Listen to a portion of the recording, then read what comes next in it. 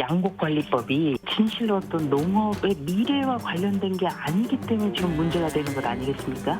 네. 초과 생산된 쌀을 정부가 의무적으로 매입하도록 하는 내용이란 말이에요. 우리 지금 남아도는 쌀 문제가 굉장히 지금 가슴 아픈 현실 아닙니까? 그렇다면은 밥 한 공기 다 비우기 이런 것들에 대해서도 우리가 논의를 한 거예요. 여성분들 같은 경우에는 그 다이어트를 위해서도 밥을 잘 먹지 않는 분들이 많거든요. 그러나 다른 식품과 비교해서는 오히려 칼로리가 낮지 않습니까? 그런 것을 적극적으로 알려나간다든가 어떤 국민의 전환이 필요하다는 것이죠. 자, 요즘 보면요. 국민의힘 최고위원들 얘기 참 정말 많이 나오는데 이 부분 좀 한번 짚어보죠. 민지숙 기자. 우리가 방금 조수진 최고위원 목소리 들었는데 이 얘기 때문에 어제 오늘 얘기 엄청나게 나와요. 맞습니다. 어제 대통령이 양곡관리법 개정안에 대해 거부권을 행사했잖아요. 그렇죠. 그럼 남는 쌀을 어떻게 할 것인가 여기에 대해 여당에서 이제 대안을 논의했다라고 합니다. 이 조수진 최고위원이 이런 대안을 이야기하는 민생 119 위원장을 맡아 활동을 하고 있는데 이 인터뷰에서 이 쌀과 관련해서 지금까지 민생 119에서 나온 이야기를 처음 밝힌다라고 언론 인터뷰를 한 겁니다.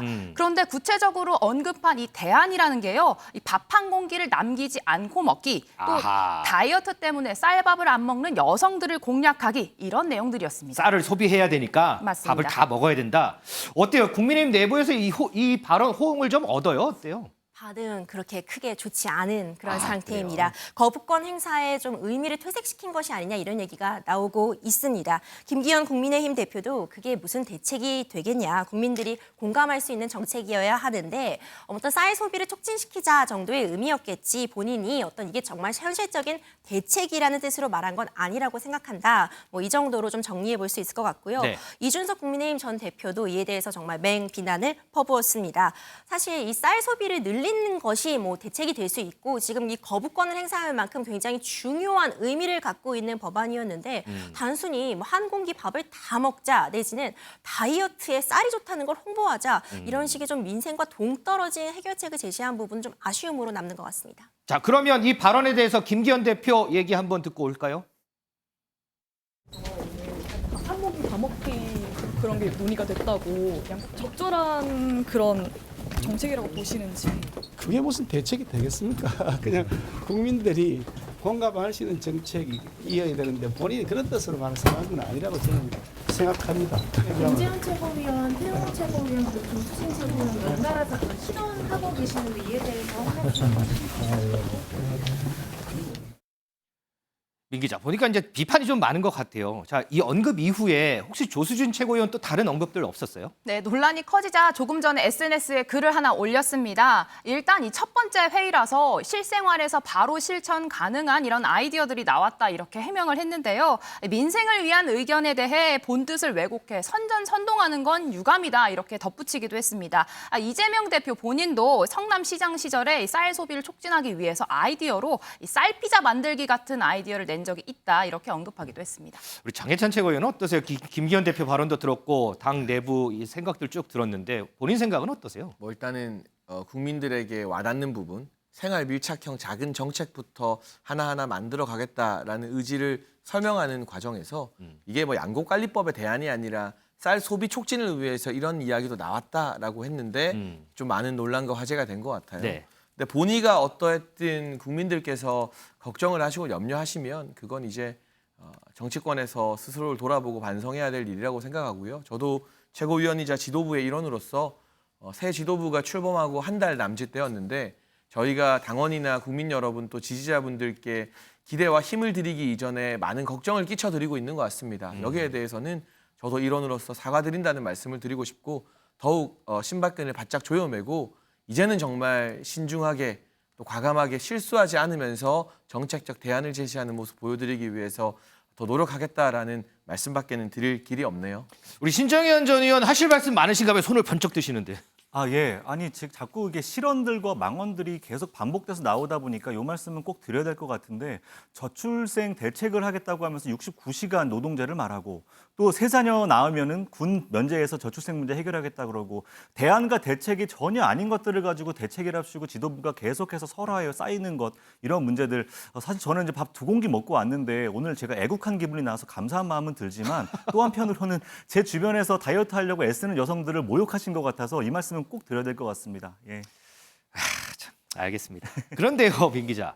조수진 최고위원이 오늘 인터뷰 도중에 김재원 최고위원을 언급하면서 사과를 했다던데 이거는 무슨 말이에요? 네, 김재현 최고위원 관련해서 뭔가 실드를 치려고 했던 내용이 있는데요. 이 음주운전도 삼진 아웃죄가 있다 이렇게 언급을 했습니다. 아, 조수진 최고위원이요? 맞습니다. 이 김재현 최고위원의 발언이 3번 실수가 있었지만 좀 봐줘야 한다 이런 취지였는데 이 최고위원 당선으로 자신감이 조금 넘친 것 같다. 사과도 2번이나 했고 이게 좀 왜곡된 점이 있는 것 같으니 지켜보자 이렇게 이야기를 한 겁니다. 그런데 이런 방송 내용을 듣고 있던 한 청취자가 음주운전은 한 번만 해도 살인 미수다. 여기에 대해서 음주운전 삼진 아웃죄를 비교한 건 부적절하다 이렇게 지적을 했습니다. 여기에 조수진 최고위원 그런 취지는 아니었지만 죄송하다라고 사과하는 이야기를 하기도 했습니다. 이 조수진 최고위원이 김재원 최고위원을 왜 두둔했을까? 뭐 무슨 문제가 있었기 때문에 두둔을 했겠죠? 영상 한번 보시죠.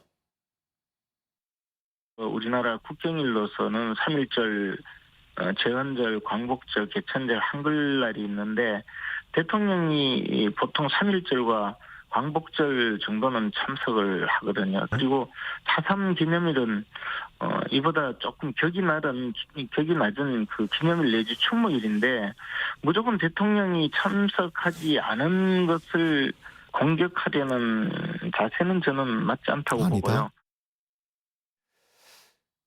임재 변호사, 김재원 최고위원의 지금 발언, 뭐 조수진 최고위원이 두둔한 걸 보니까 비판이 많았었나 봐요.